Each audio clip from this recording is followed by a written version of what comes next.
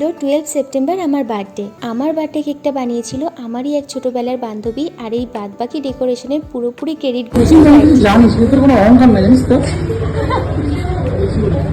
ডেকোরেশনের পর আমি পুরো জিনিসটা নিয়ে ছবি তুলতে যাচ্ছিলাম, তো গেটে যাওয়ার আগে ভাবলাম কেকটা আগে কেটে নিই।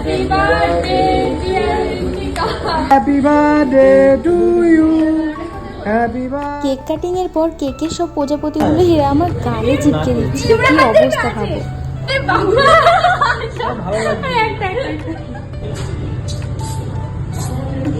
তারপর আমি এই বাদরের মতন মুখ নিয়ে সবাইকে একে একে কেক খাইয়ে দিচ্ছিলাম।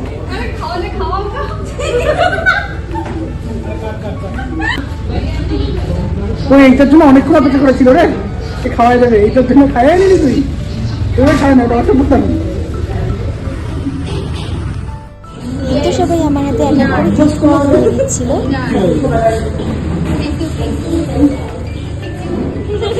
আর আমিও খুব এক্সাইটেড ছিলাম যে এই র্যাপারগুলো খুলে দেখবো যে এর ভিতরে কি আছে।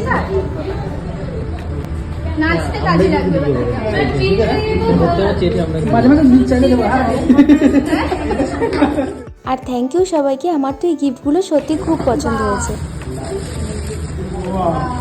দিকে তো গায়ত্রী গিফটের সাথে সাথে নিজের ফোনটাও আমাকে দিয়ে দিচ্ছে।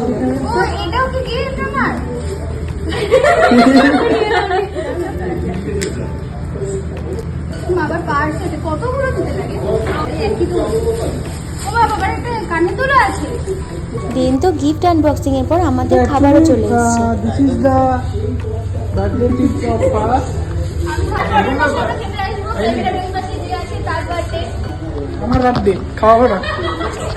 এবার তাড়াতাড়ি খাওয়া দাওয়া করে নিই, কারণ অনেকটা সময় এখানে কাটিয়ে ফেলেছি। এবার না রেস্টুরেন্টের মালিক ঘাট ধাক্কা দিয়ে আমাদেরকে বার করে দেয়।